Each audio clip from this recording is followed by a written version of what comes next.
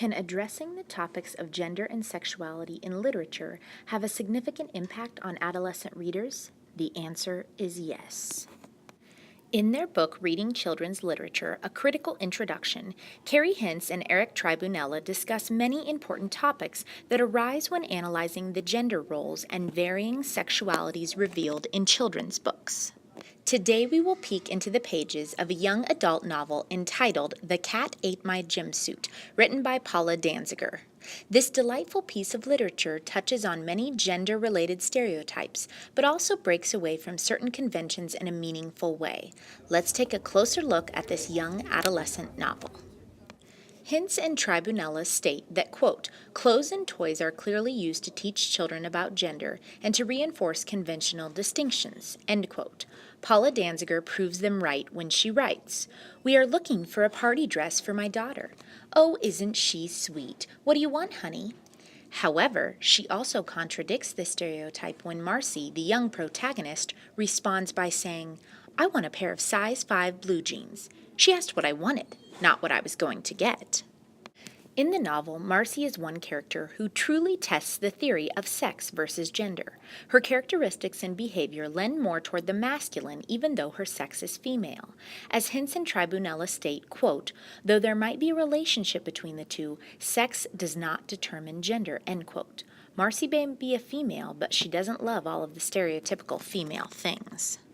Although she may be toward the masculine end of the gender spectrum, Marcy is still asked to do very feminine things. Hintz and Tribunella state that, quote, children are actively socialized to behave in ways associated with one gender or another. They are encouraged and rewarded for behaving in normative and sanctioned ways for their gender, end quote. The very first page of the novel gives an example of such socialization when Marcy states, Mom always made me go to tap and ballet lessons. She said that they'd make me more graceful. Why does she need to be more graceful? Is it an expectation of a female to be graceful and take dance lessons? Because childhood is such an opportune time to influence boys and girls, we tend to bombard them with toys, games, television shows, books, and more that push them toward the feminine or the masculine. I'm glad that The Cat Ate My Gym Suit gives my students a literature option that questions some of the rigid rules of boys and girls.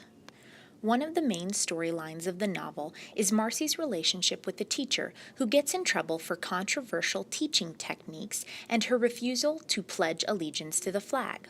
Although we often associate males with taking action and being brave, Marcy defies the stereotypical odds and helps stand up for the rights of her teacher.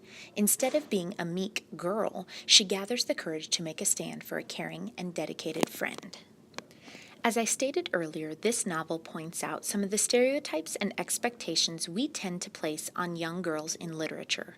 However, the portrayal of Marcy's character helps to defy those conventions very frequently throughout the book.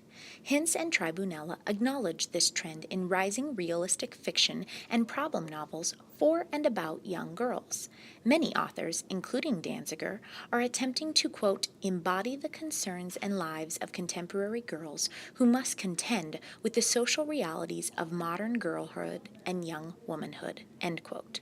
Much of our literature may still reflect some male and female conventions, but Marcy helps break the mold with her courage, her hatred for dresses, and her overall dislike for and retaliation against the girly expectations in a young woman's life.